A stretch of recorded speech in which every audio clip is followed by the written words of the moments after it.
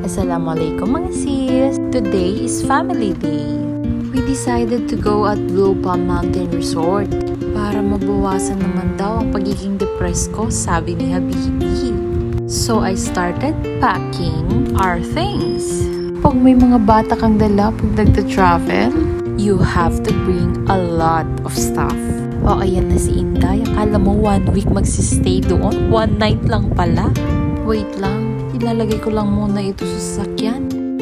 At ayan na nga ang Get Ready With Me video natin.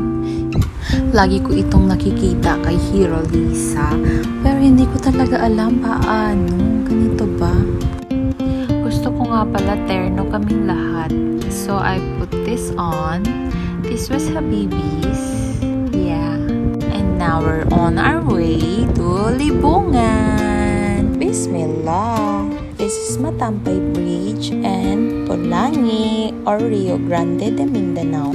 Nag-stopover pala kami dito sa Pigkawayan para mag-lunch. And Habibi chose this place. Very nice kasi they only serve halal foods. Naghanap na din ako ng spot namin ni Madam. Mas prefer pa rin kasi niya ang breast milk ko above anything else. At ito na nga, nagtanong-tanong pa kami nito dahil muntik kaming mawala.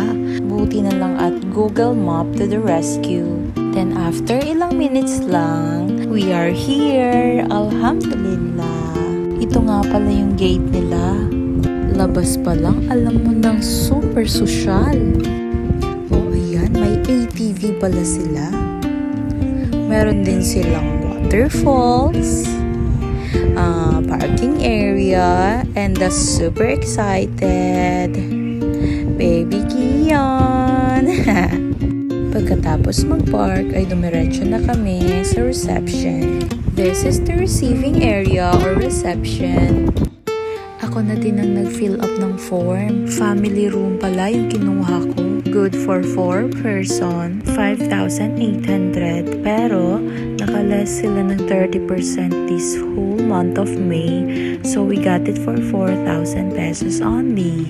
Honest review, super accommodating ang mga staff sis. Ang babait talaga nilang lahat at mag-hello talaga sila every time na makakasulubong mo sila sa resort.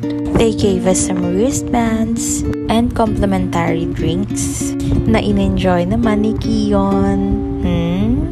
After checking in, ang bait din talaga nitong si Kuya. Ihahatid lang sana kami sa room pero binigyan ba naman kami ng tour. Nag-enjoy tuloy itong si Madam. Oh, ang ganda din talaga nitong resort na ito. Medyo pricey but very worth it. Ang daming places na pwedeng pagpicturan. Oh, I love Libungan. And this, diba? So after the tour, this is our room. Actually, nagulat kami kasi sobrang social ng room. O ayan si Madam, galit na naman. This is the bathroom. Meron na siyang bidet and hot and cold shower. After naming mag-settle ng mga gamit, nag-session muna kami ni Madam. Ayan, excited. Okay na din si Madam, tumatawa na. Ito nga pala yung mga amenities nila. Meron silang coffee, creamer, and sugar. Meron din silang safe, microwave, heater, and ref. After checking in and makapag-settle ng gamit, let's go swimming! Medyo malayo nga pala yung swimming pool sa room namin kaya kailangan naming maglakad ng konti. At ito na nga, nandito na kami sa kids pool. Nauna na nga itong si Kian at Kulot kasi sobrang excited na nilang maligo. Ang ganda din talaga ng view nila dito. Tignan mo naman. Napakaaliwalas at sobrang tahimik. Parang kami lang ata ang tao. Feeling ko tuloy sa amin itong buong resort. Si Madam naka-bathing suit pero hindi maliligo. They actually have 3 pools. After dito, lumipat na kami sa pang-adult. Sinuswerte talaga ito si Madam. Ito nga pala yung asawa kong sobrang pasaway. Tignan mo naman. Sabi niya mag-unahan kaming lumangoy. Tignan mo ang ginawa. Ay nako, cheater. Pero ito na daw ang final round. And the winner is Habibi. Edi wow. Umiiyak na din pala si Madam. Nagugutom ata. Mag-formula ka muna, Madam. Gusto ko pang maligo. Ang linis din pala ng pool nila and very well maintained. Mayat mayang konti pala ay natapos na kaming maligo. Ayan si Madam at natutulog katabi ni Papa. Nandito naman si Kulot at ang napakatigas na si Kiyang. Around 7 p.m. pumunta na kami ng resto para umorder ng dinner. This is the menu. They were actually serving pork, kaya bawal ang grilled. So I ordered honey garlic chicken, sotanghon, and shrimp sisig. Naroon ding kids area in the resto. While waiting for our orders, we decided to explore the place. And then, nakita ni Habibi may ball dito, kaya nag-basketball ang mga person. Iniwan nga pala namin si Madam sa hotel kasama si Kulot. Ang sarap din talaga sa feeling pagka-vibe mo ang asawa mo. Yun bang parehas kayo ng trip, parehas kayong laagan. Actually, we've been together for 6 years now. Pero to be honest, kinikilig pa rin talaga ako kay Habibi. O diba? Ang pogi!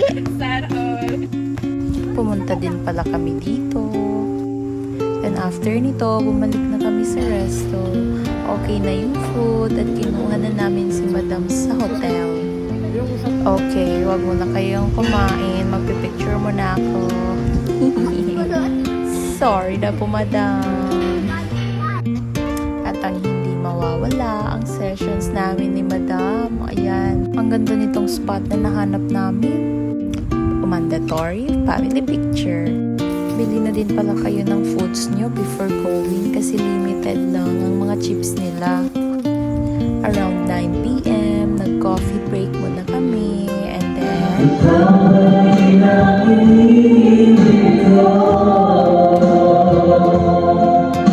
video kaya ang trip sis. Vibe check. Buti na lang talaga at wala kaming kapitbahay nito. Kung hindi, masisita ata kami sa sobrang kaingayan. And then around 11 o'clock, ayan na, sleeping time na. I love you, my boys. Ang sarap din sa feeling kayong pagmasdan. Paggising ko, malakas na agad ang ulan. Cuddle weather. Sarap pa ng tulog ng mga baby ko. Alhamdulillah for another day. Prepare na muna ako ng breakfast. Akala ko gigising na si Madam nito. Tignan mo kahit tulog. Ayan, attitude pa rin. Attitude yarn. Ang sarap siguro kung ganito yung view mo every morning, no? Alhamdulillah. Ang lamig din nito dahil kakaulan lang. Ito muna pala yung breakfast namin. Cup noodles and coffee. Hello! Ginising ko na rin pala si Kiyon para makapag-ready at makapag-swimming na. Habang tulog pa si Zia, pumunta na rin kami ng pool para makapag-swimming din ako. Ito nga pala yung VIP pool nila. Checked-in guest lang daw ang pwedeng maligo dito. Ito rin yung suite room nila.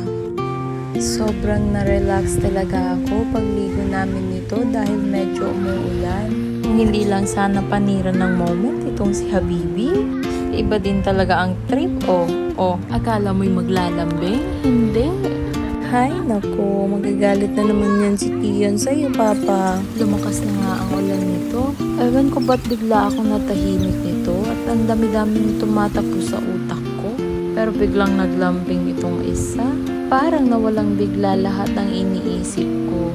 Alam nyo, parang hangin itong si Habibi. Tinataboy niya kasi lahat ng makulimlim na mga bagay sa utak ko. Eme lang. Lumipat na nga kami dito sa kids pool para ma-enjoy naman si Kion for the last time dahil uuwi na kami. My favorite, carbonara.